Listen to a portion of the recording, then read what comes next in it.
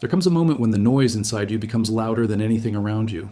You try to act strong, you try to pretend you know exactly where you're going, but deep down you feel the truth pressing against your chest. You're tired of guessing, tired of pushing, tired of walking without knowing if the next step is leading you forward or only dragging you deeper into confusion. And this is the moment where the question that scares you the most finally forces its way to the surface. What do I do when I no longer know what to do? Every person reaches this point, and it's not a sign of weakness, it's a sign of honesty. It's the moment your soul stops negotiating with illusions and admits that it needs more than its own strength. This is where God steps in, not with flashes of certainty or perfect clarity, but with a gentle pull that almost feels like a whisper. A pull that says you don't have to solve everything. You only need to let yourself be guided. What if the confusion you're fighting isn't punishment, but invitation?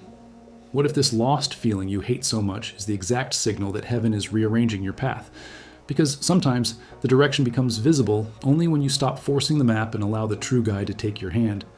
Today, you're going to understand why your steps feel heavy and how God is already preparing the path, even when you can't see a single sign ahead. Stay here and let this message unfold inside you. Losing direction feels like failure, but it's not. It's the moment when your inner world collides with the reality that your own plans are too small for what God is preparing. You think you're stuck because something went wrong, yet most of the time you're stuck because something is being corrected, not abandoned, corrected. People rarely admit this, but much of the suffering that comes from feeling lost has nothing to do with the absence of God. It comes from the tension between your desire to control everything and God's desire to lead you somewhere you wouldn't choose on your own. You keep fighting for clarity while He keeps inviting you to trust. You want answers. He wants surrender. You expect a map. He offers a path that unfolds step by step. The reason you freeze when life becomes overwhelming isn't lack of faith. It's the fear of letting go, the fear of taking a step without guarantees, the fear of moving forward without knowing how it will end. But spiritual truth works differently. When you reach this kind of uncertainty, you're not being punished. You're being guided. God often teaches through silence, realigns through closed doors, and redirects you through moments that feel like chaos. What you call confusion, heaven often calls transition. What you feel as emptiness is sometimes the clearing of the old so the new can take form. God knows when your strength is exhausted and your vision is blurry. He knows the exact moment when your steps wobble. And it's usually in that fragile space where He does the deepest work, shaping your heart to trust more in His guidance than in your own understanding. Stay here. Don't run from this place. It's beginning to make sense, even if you can't see it yet. You think nothing is happening because you can't see movement. You assume that silence means absence. But the spiritual world doesn't operate on your schedule, and God rarely builds anything meaningful in plain sight. When your life feels paused, that's usually the moment when heaven is most active behind the scenes. While you're questioning everything, God is rearranging details you don't even know exist. He moves people out of your path to protect you from what would break you. He redirects opportunities you thought you needed because they would have trapped you later. He closes doors you begged Him to open because He sees what your eyes can't reach. He isn't punishing you. He's positioning you. Think of this moment as the construction phase where the foundation is being strengthened, the part you never see, the part no one admires, but the part that decides the entire future of the building. God works the same way. Before He shows you where to walk, He prepares the ground so your steps don't collapse under you. Before He reveals the next chapter, He edits the pieces that don't belong in your story anymore. And while you call it delay, He calls it protection. While you call it confusion, He calls it alignment. While you feel stuck, He is shifting everything so that when you move with purpose instead of panic. This invisible work is not wasted time. It's sacred time. Time where your roots grow deep enough to carry the weight of what you've been asking for. Let this truth sink in. You are not being held back. You are being crafted. The turning point, how to recognize God guiding your steps. Guidance from God doesn't always arrive wrapped in clarity. Most of the time it slips into your life quietly through subtle shifts that your mind tries to dismiss, but your spirit recognizes instantly. The turning point isn't when everything suddenly makes sense. It's when you begin to notice the signs that were there all along. One of the first signs is a strange peace that doesn't match your situation. You're still surrounded by uncertainty, but something inside you stops panicking. It's the peace that comes when God steadies your steps before you even know where you're going. Another sign is repetition, patterns. The same message appearing through people, verses, thoughts, circumstances. Not coincidence. Direction. Pay attention to the door that closes faster than you expected. Most people see that as rejection. But when God wants to protect you, He closes doors with urgency because He knows hesitation would keep you stuck. Watch for the internal pull that doesn't go away. that persistent desire that stays even after doubt tries to silence it. God uses persistence inside you to push you where he needs you. There is also the restlessness that doesn't let you stay where you are. It's not anxiety, it's movement, a holy discomfort that tells you the season is shifting. You sense that something new is being prepared, even if you can't describe it. And then there's the quiet assurance, the one that whispers that you are not walking alone. This assurance comes without explanation. It comes because God is already ahead of you. These are the subtle fingerprints of divine guidance. Not loud, not obvious, but unmistakable once you learn to listen. The request that changes everything, asking for direction the right way. Most people ask God for answers, but answers aren't what unlock direction. What truly shifts your path is asking for sensitivity, not certainty. You don't need every detail spelled out. You need the clarity to recognize his voice in the middle of your doubt. When you start praying this way, everything changes. Instead of saying, God, tell me what to do, try asking, God, make me aware of the steps you're already showing me. This is where spiritual maturity begins. You stop demanding control and start cultivating perception. Direction rarely comes as a full map. It comes as a single step that feels right even when nothing around you confirms it. That's why sensitivity matters more than information. God responds through movement, not speeches.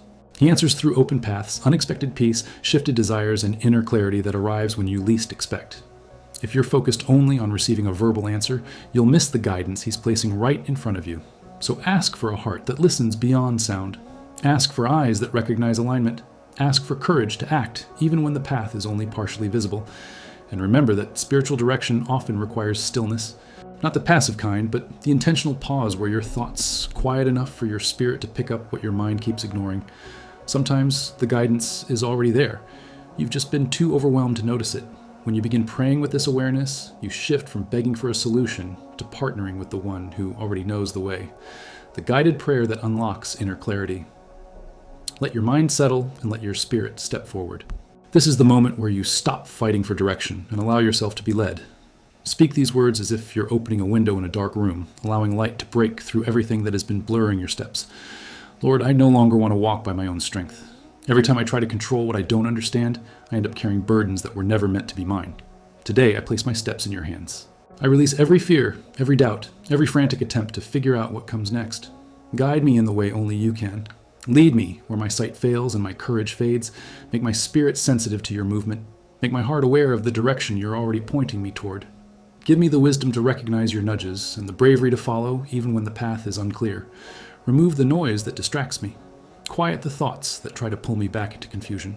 Align my desires with your will so that every step I take carries the weight of your purpose. Illuminate the road ahead, even if it's only one step at a time.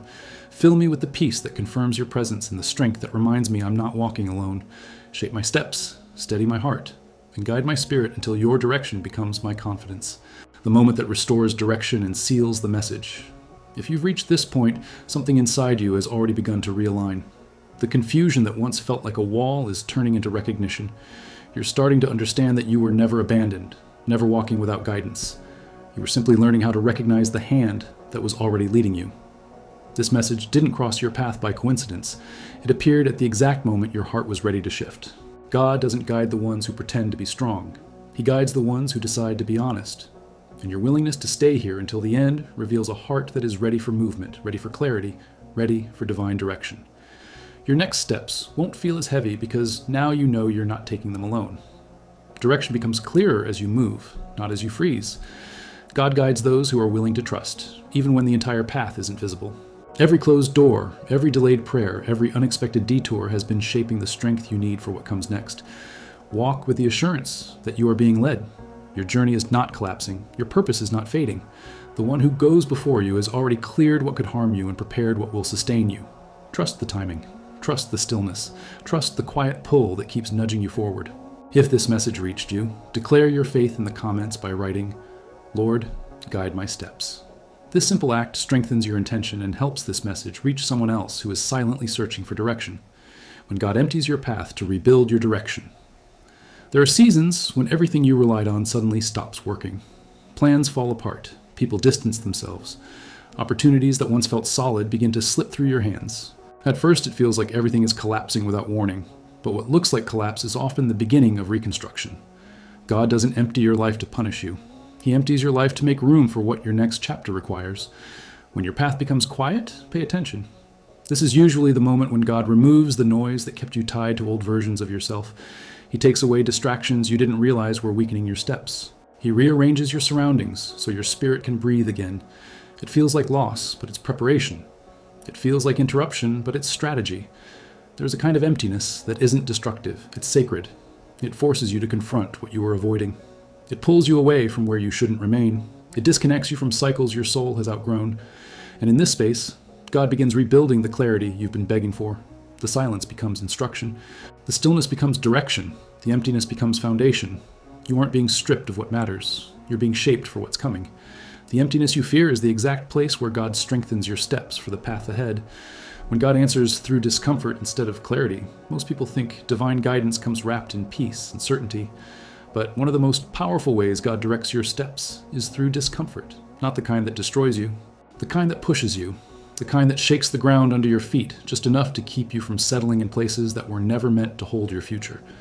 Discomfort is often the first sign that a season is ending. You start feeling out of place in environments that once felt familiar. Conversations drain you, routines no longer fit. Opportunities that excited you lose their glow. It's as if the life you built suddenly shrinks around you. That feeling is not failure, it's transition. It's God removing your attachment to what cannot follow you into your next chapter. Internal discomfort is direction in disguise. It's the Spirit's way of signaling that growth is happening beneath the surface. God uses restlessness to lift you from cycles where you've stayed too long. He uses dissatisfaction to break your loyalty to comfort zones that keep your purpose small. He uses frustration to make you move toward places where your calling can actually breathe. You don't recognize it as guidance because it doesn't feel gentle, but spiritual guidance isn't always soft. Sometimes, the push you needed only comes when staying where you are becomes too painful. God allows it because He knows you won't move without it. He uses discomfort to shift your path before you even realize you're drifting away from what He prepared for you. Don't ignore that inner pressure. It might be the clearest direction you've received in months.